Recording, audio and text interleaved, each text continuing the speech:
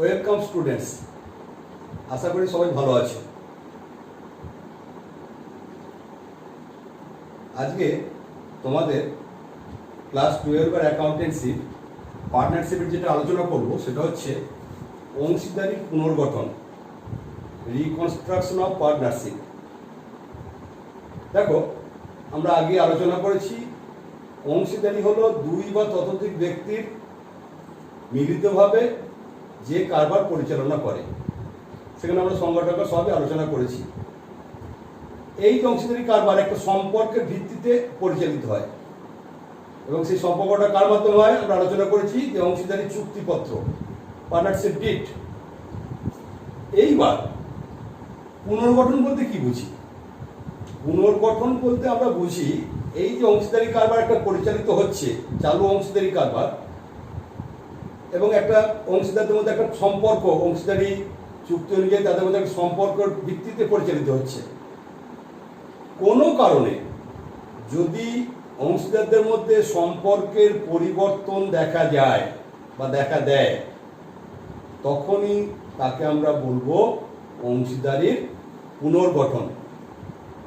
আবার বলছি, একটা চালু অংশীদারি কারবারে যে সম্পর্ক অংশীদারদের মধ্যে কোনো কারণে যদি সেই সম্পর্কে কোনো পরিবর্তন দেখা যায়, তখন তাকে আমরা বলবো অংশীদারির পুনর্গঠন।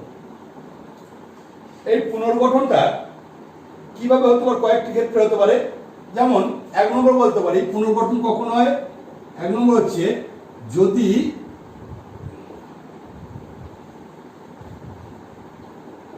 অংশীদারদের মধ্যে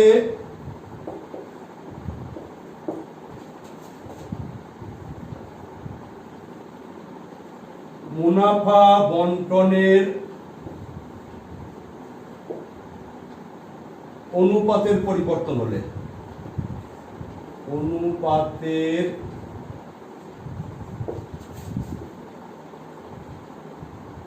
পরিবর্তন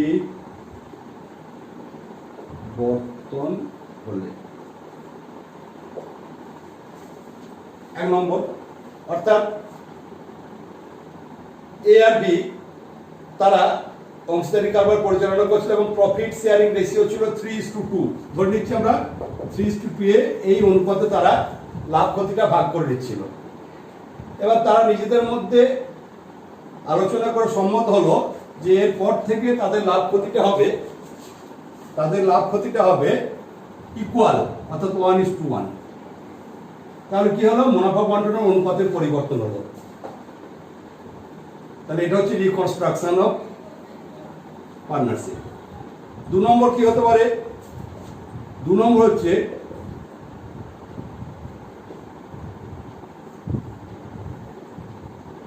নতুন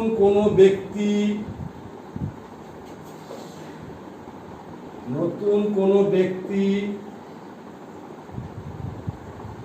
কারবারে, অর্থাৎ অংশীদারি কারবারে অংশীদার হিসাবে যোগদান করলে, অংশীদার হিসাবে যোগদান করলে, ইংরেজিতে বলা admission of partner, admission of a partner. A আর বি একটা কারবার পরিচালনা করছিল, এ আর বি তারা নিজেরা সম্মত হয়ে সি কে সেখানে একজন পার্টনার হিসেবে যোগদান করলো। সি নতুন একজন ব্যক্তি, সে পার্টনারশিপে ঢুকলো। তাহলে আগে ছিল এ আর বি, এখন হয়ে গেল এ বি সি। কারবারটা পুনর্গঠিত হলো। 3 নম্বর হচ্ছে কোন ব্যক্তি বা কোন অংশীদার কারবার থেকে অবসর গ্রহণ করলে, কোন অংশীদার অংশীদারি কারবার থেকে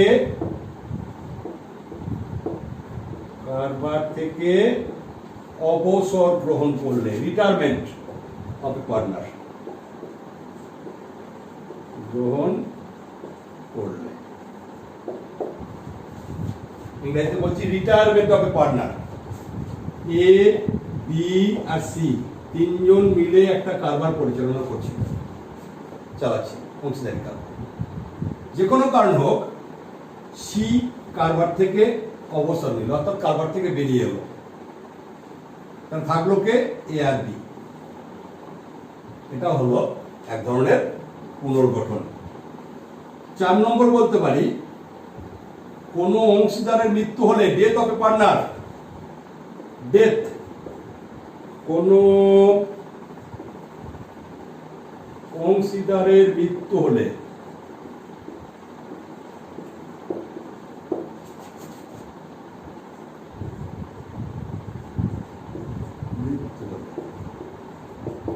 তিনজন ব্যক্তির মধ্যে একজন মারা গেল, তিনজন অংশীদারের মধ্যে,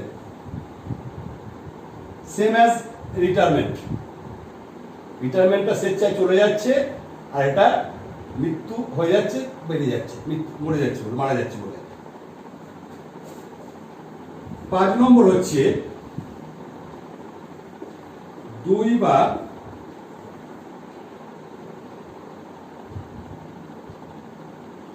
ততোধিক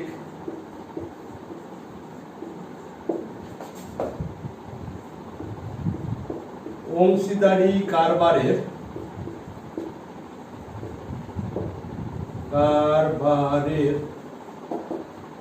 একত্রীকরণ ঘটলে, একত্রীকরণ অর্থাৎ অ্যামালগামেশন,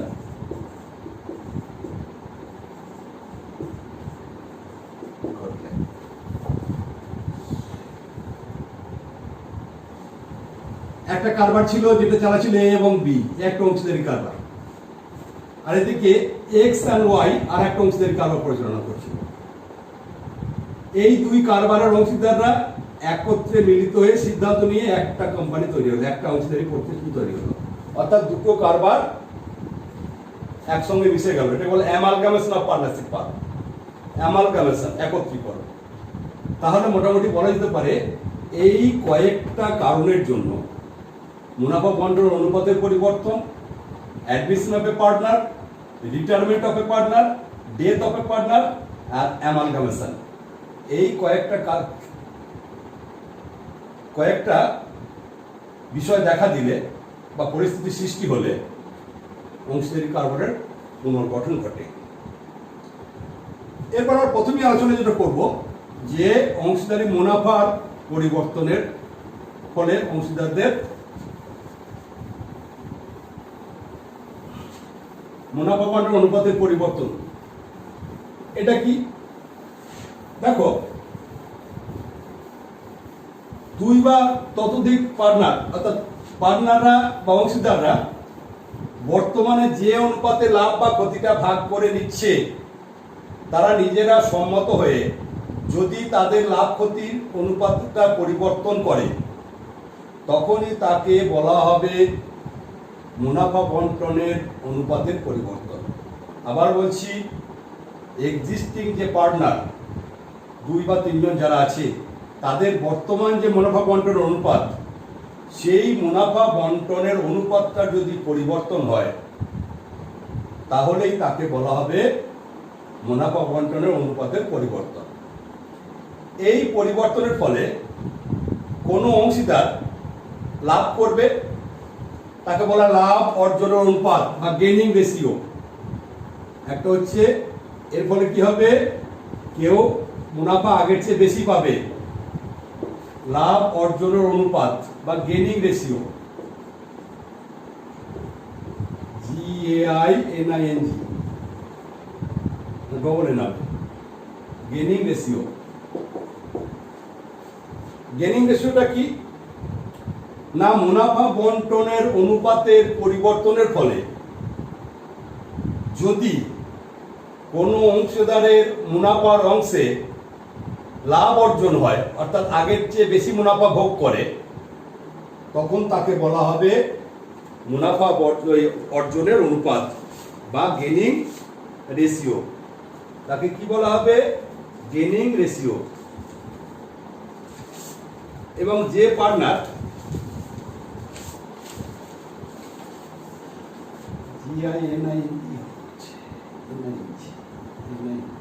আচ্ছা, এবং যে পার্টনার বা যে অংশীদার মুনাফা পূর্বের চেয়ে বেশি মুনাফা ভোগ করবে তাকে বলবো ভোগী অংশীদার বা gaining partner. Gaining partner, GI, gaining partner. আমি কি জিনিসটা বলছি আগে আলোচনা করি। তাহলে প্রথমে আমরা যেটা পাবো লাভ অর্জন অনুপাত। লাভ অর্জন অনুপাত কি না, মুনাফা বন্টনের অনুপাতের পরিবর্তনের ফলে যদি কোনো অংশীদারের মুনাফার অংশে লাভ অর্জন হয়, অর্থাৎ আগে যে পরিমাণ লাভ পাচ্ছিল তার চেয়ে বেশি পরিমাণ লাভ ভোগ করে, তখনই তাকে বলবো লাভ অর্জন অনুপাত, যে অনুপাত পাচ্ছে, এবং সেই অংশীদারকে বলা হবে গেনিং পার্টনার বা ভোগী অংশীদার। এই gaining ratio is equal to বলতে পারি, গেনিং রেশিওর ফর্মুলাটা হলো new ratio minus old ratio. New ratio minus old ratio. Ratio তোমরা মাধ্যমিক লেভেলে রেশিও সম্পর্কে জেনেছো, অনুপাত, সেই অনুপাত জিনিসটা আমাদের এখানে একটু কাজে লাগবে। দ্বিতীয়তটা কি? দ্বিতীয়ত হলো ত্যাগের অনুপাত বা স্যাক্রিফাইসিং রেশিও। Sacrificing ratio.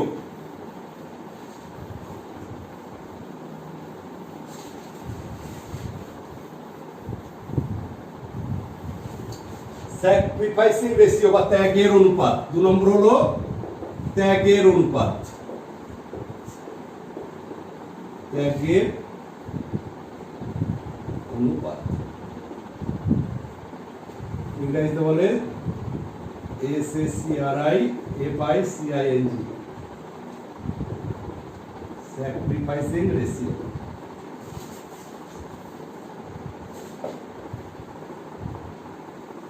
অর্থাৎ অংশীদারদের মধ্যে মুনাফা বন্টনের অনুপাতের পরিবর্তনের ফলে যদি কোনো অংশীদার মুনাফার অংশ ত্যাগ করে, যদি কোনো অংশীদার মুনাফার অংশ ত্যাগ করে, অর্থাৎ আগে যে পরিমাণ মুনাফা পাচ্ছিল তার চেয়ে এখন কম পাচ্ছে, তখন তাকে আর বলবো, সেই অনুপাতটাকে বলবো ত্যাগের অনুপাত।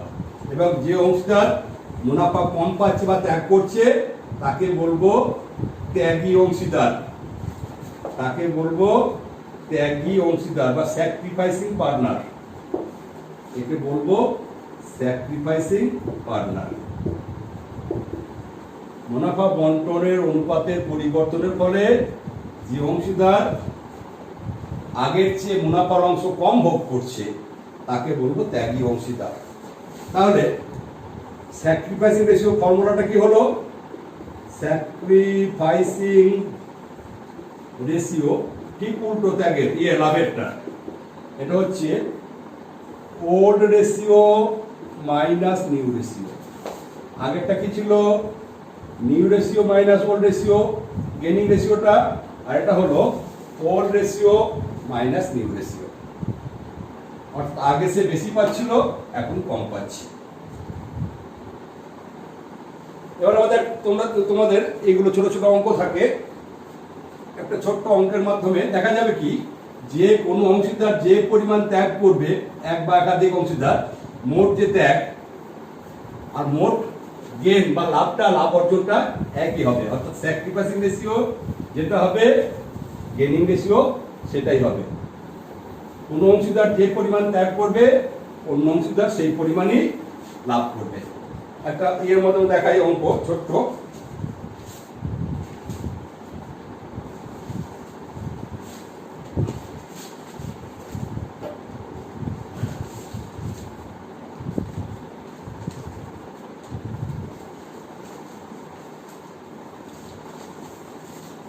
দেখো বলছে A, B and C are partners in a firm sharing profits in the ratio of 3:2:1. তিনজন পার্টনার আছে, A, B আর C। তারা লাভ ক্ষতিটা ভাগ করে নিচ্ছে 3:2:1 এ। এটা তাদের এক্সিস্টিং প্রফিট শেয়ারিং রেশিও বর্তমানে আছে। উইথ এফেক্ট ফ্রম 1/1/2009 1/1/2019 থেকে তারা ঠিক করলো যে they agree to share profits equally. তারা ঠিক করলো এরপর থেকে তারা লাভ ক্ষতিটা সমানভাবে নেবে। তাহলে আগে ছিল এইটা, আর এই এখন তাদের অনুপাতটা কি হবে? ইকুয়াল, 1:1:1। এবিসি লাভ ক্ষতিটা এখন হবে 1:1:1। তাহলে আমরা স্যাক্রিফাইসিং রেশিও বা গেনিং রেশিওটা কিভাবে বার করব? দেখো কি বললাম, এ বি সি একটা অংশীদার পার্টনার্স, তারা লাভ ক্ষতিটা ভাগ করছে 3:2:1 এ। পরবর্তীকালে 1 জানুয়ারি 2019 তারা লাভ ক্ষতিটা চেঞ্জ করলো, অনুপাতটা পরিবর্তন হলো, ইকুয়াল করলো, তার মানে পুনর্গঠন করলো। তাহলে আমরা স্যাক্রিফাইসিং রেশিও বা গেনিং রেশিওটা কিভাবে বার করবো? দেখো দেখো 3 জন পার্টনার আছে, এ বি আর সি। আমরা কি জানি? একটু আগেই বলেছি sacrificing ratio is equal to old ratio minus new ratio. Old ratio কত? 3:2:1, মানে এর হচ্ছে 3/6, বি এর হচ্ছে 2/6, আর সি এর হচ্ছে 1/6।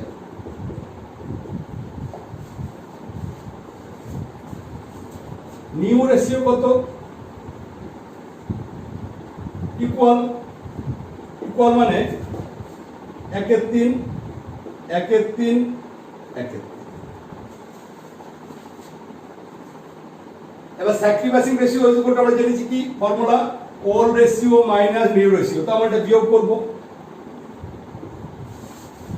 3/6 বিয়োগ 1/3, লসাগু 6, তার মানে 3 - 2 ইজ ইকুয়াল টু 1/6।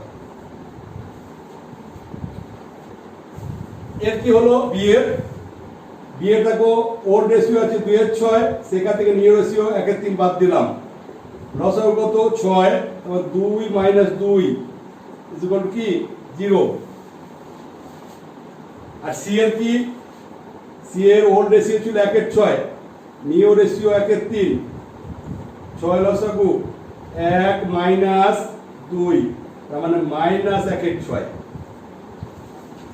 এবার দেখো, তাহলে আমরা ওল্ড রেশিও থেকে নিউ রেশিও প্রত্যেকটা বাদ দিলাম, এর বাদ দিলাম, বি এর বাদ দিলাম, সি এর বাদ দিলাম। এটা এর, এইটা বি এর, এটা সি এর। এর দেখো একটা পজিটিভ, অর্থাৎ এ স্যাক্রিফাইস করেছে, 1/6 অংশ স্যাক্রিফাইস করেছে। বি স্যাক্রিফাইসও করেনি, গেনও করেনি, কারণ আগেও যা ছিল 2/6 এখনো তাই আছে, 0, অর্থাৎ নো স্যাক্রিফাইস নো গেন। আর সি দেখো আগে যা পাচ্ছিল তার চেয়ে নতুন রেশিও সে বেশি ভোগ করছে, এটা হচ্ছে গেন। তাহলে দেখো যতটা স্যাক্রিফাইস হলো ততটাই গেন হলো। স্যাক্রিফাইস করলো এ, স্যাক্রিফাইসিং পার্টনার, আর গেনিং পার্টনার হলো সি। এইভাবে আমরা সূত্র অনুযায়ী স্যাক্রিফাইসিং রেশিও বা গেনিং রেশিও বার করব। আবার বলছি, sacrificing ratio formula old ratio minus new ratio, আর গেনিং রেশিও ফর্মুলা হচ্ছে new ratio minus old ratio. বুঝে গেল? বেশ, এরপর আমরা দ্বিতীয় পয়েন্টে আসছি, অর্থাৎ admission of a partner. This is very important. Admission অঙ্ক তোমাদের প্রত্যেক বছর থাকে, পার্টনারশিপ থেকে দুটো বড় অঙ্ক থাকে। হ্যাঁ, অ্যাডমিশন একটা থাকবে, রিটায়ারমেন্ট বা ডেথ থেকে একটা থাকবে। Admission of a partner, admission of partner কখন বলছি না, যদি কোনো ব্যক্তি কোনো অংশীদারি কারবারে অংশীদার হিসাবে যোগদান করে তখন তাকে বলা হয় admission of a partner. Admission of a partner, কোনো একজন ব্যক্তির অংশগ্রহণ পার্টনারশিপে।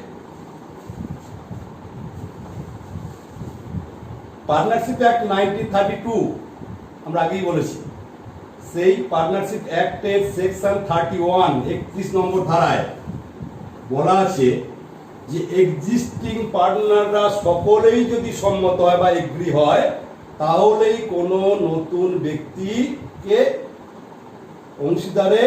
অংশীদারি কারবারে অংশীদার হিসাবে যোগদান করানো যেতে পারে। আবার বলছি, পুরনো যারা অংশীদার তারা সকলেই সম্মত হলে কোনো নতুন ব্যক্তিকে কারবারে অংশীদার হিসেবে যোগদান করানো যেতে পারে। এই তখন তাকে বলা হয় অংশীদার কারবারের যোগদান বা অংশীদারের যোগদান, অ্যাডমিশন অফ এ পার্টনার, অংশীদারের যোগদান। এই অংশীদারি যোগদানের সময় আমাদের কতগুলো বিষয় বিবেচনা করতে হয়। প্রথমে কি বিবেচনা করতে হয়, যে লাভ ক্ষতির অনুপাত, লাভ ক্ষতি বা মুনাফা বন্টনের অনুপাত, এটা লেখাই ভালো। মুনাফা বন্টন অনুপাতে আমরা লিখছি বারবার, ওটাই লিখবো।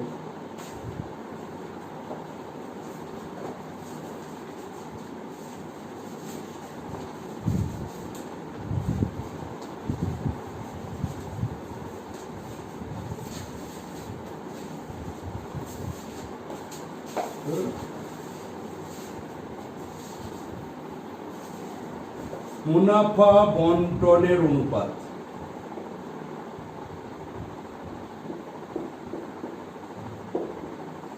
অর্থাৎ নতুন অংশীদার আসার পরে অংশীদারদের মধ্যে লাভ ক্ষতির অনুপাতটা কি হবে, প্রফিট শেয়ারিং রেশিও। নতুন অংশীদার যোগদান করার পর অংশীদারদের লাভ ক্ষতির অনুপাতটা কি হবে। 2 নম্বর হচ্ছে ভেরি ইম্পর্টেন্ট, যেটা প্রতিষ্ঠানে যে সম্পত্তি বা দায়গুলো আছে, সম্পত্তি ও দায়গুলোর পুনর্মূল্যায়ন করা হয়। সম্পত্তি ও দায়ের পুনর্মূল্যায়ন, ইংরেজি বলে revaluation, revaluation of assets and liabilities. সম্পত্তি ও দায়ের পুনর্মূল্যায়ন, revaluation of assets and liabilities. 3 নম্বর হচ্ছে অংশীদারি কারবারে, চালু অংশীদারি কারবারে অবন্টিত মুনাফা বা অ্যাকুমুলেটেড প্রফিট বা যদি সঞ্চিতি বা রিজার্ভ থাকে, সেইটাকে আমাদের বিবেচনা করতে হয়। কি অবন্টিত মুনাফা, অবন্টিত মুনাফা বা যদি লোকসান থাকে বা ক্ষতি থাকে, আর কি সঞ্চিতি রিজার্ভ, এই ব্যাপারটা বিবেচনা করতে হয়। আর কি বিবেচনা করতে হয়, সুনামের হিসাব নিকাশকরণ, অ্যাকাউন্টিং ট্রিটমেন্ট অফ গুডউইল। সুনামের হিসাব নিকাশকরণ,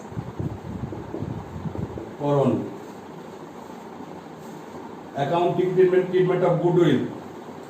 আর কি বিবেচনা করতে হবে, আর যেটা হবে সেটা হচ্ছে নতুন অংশীদার যে সে আসছে, যে ব্যক্তি নতুন অংশীদার হিসেবে যোগদান করছে, সে তার মূলধনের পরিমাণ, নতুন অংশীদারের মূলধনের পরিমাণ, সে কি পরিমাণ মূলধন নিয়ে আসবে, ক্যাপিটাল নিয়ে আসবে। নতুন অংশীদারের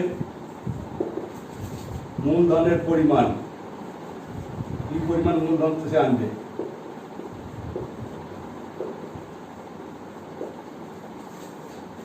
লাস্ট অফ অল যেটা বিবেচনা করতে হবে, মূলধনের সমন্বয়, অর্থাৎ ক্যাপিটাল অ্যাডজাস্টমেন্ট।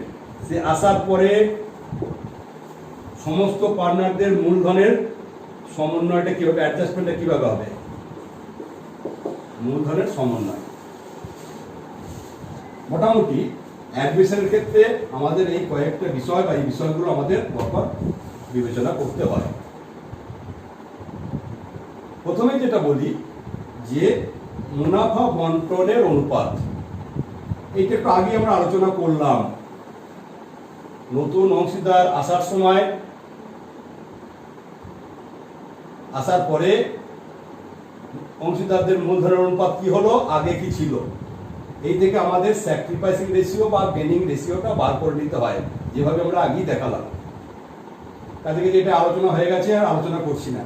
দ্বিতীয়ত আমাদের যেটা, এইটা আমরা এখন আলোচনা করছি, সম্পত্তি ও দায়ের পুনর্মূল্যায়ন। সম্পত্তি ও দায়ের পুনর্মূল্যায়ন।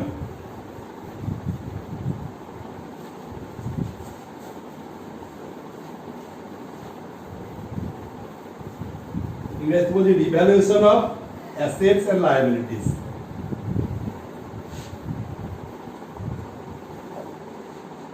দেখো, একজন অংশীদার যখন যোগদান করছে তখন কারবারে যে যে সম্পত্তি আছে বা যার দায়গুলো আছে সেগুলোর পুনর্মূল্যায়ন করার প্রয়োজন হয়। পুনর্মূল্যায়ন করার জন্য একটা নতুন অ্যাকাউন্ট খোলা হয়, যেটা বলছে রিভ্যালুয়েশন অ্যাকাউন্ট বা পুনর্মূল্যায়নের হিসাব। তাহলে আমরা যেটা আলোচনা করছি এখন সম্পত্তি ও দায়ের পুনর্মূল্যায়ন। সম্পত্তি ও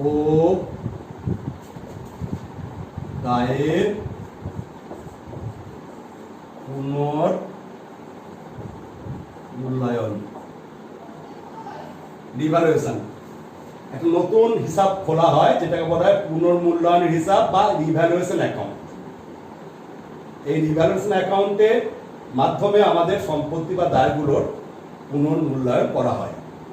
প্রথমেই যেটা হয়, সম্পত্তির মূল্য যদি বৃদ্ধি পায়, increase in the value of assets, সম্পত্তির পুনর্মূল্যায়নে সম্পত্তির মূল্য বৃদ্ধি পেলে আমাদের কিন্তু অ্যাকাউন্টিং এন্ট্রির দরকার হয়। পুনর্মূল্যায়নে সম্পত্তির মূল্য বৃদ্ধি পেলে যে সম্পত্তি পাচ্ছে সেটাকে সম্পত্তি ডেবিট করবো, অ্যাসেটস অ্যাকাউন্ট ডেবিট। জান্নাতে কি হলো? Assets account debit. কোন হিসাব মাধ্যমে বললাম? Revaluation account two revaluation account. তাহলে পুনর্মূল্যায়নে সম্পত্তির মূল্য যদি বৃদ্ধি পায়, আমাদের অ্যাকাউন্টিং এন্ট্রি বা জার্নালটা হলো assets account debit to revaluation. হলো। 2 নম্বর হচ্ছে পুনর্মূল্যায়নে সম্পত্তির মূল্য হ্রাস পেলে, আগে ছিল বৃদ্ধি পেলে, এবার হচ্ছে পুনর্মূল্যায়নে সম্পত্তির মূল্য হ্রাস পেলে কি হবে? ঠিক উল্টো, অর্থাৎ সম্পত্তি কমছে, ক্রেডিট হবে, revaluation account debit to assets.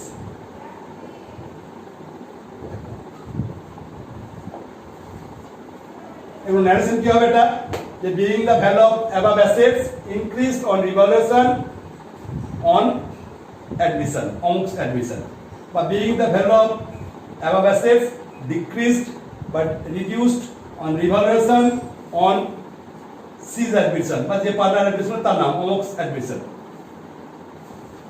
3 নম্বর, তাহলে সম্পত্তি গেল। এরপর হচ্ছে দায়। দায়টা নিশ্চয়ই সম্পত্তি দায় কাকে বলে তোমরা 11 শিখেছো, নতুন করে বলছি না। দায়ের মূল্য যদি বৃদ্ধি পায়, দায়ের মূল্য বৃদ্ধি পেলে তাহলে কি হবে? Journal revaluation account debit, revaluation account debit two liabilities, liabilities, being the value of above liabilities increased on revaluation on amongst admission, যে পার্টনার অ্যাডমিশন হচ্ছে তার নাম amongst admission। আর একটা সিচুয়েশন কি হতে পারে?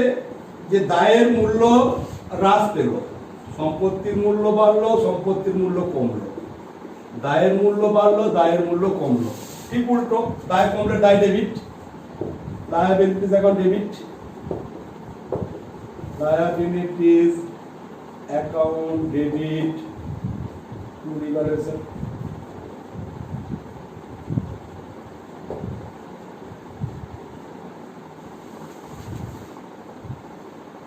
Being the value of above liabilities decreased on revaluation on যে partner আসছে অমুকস অ্যাডমিশন।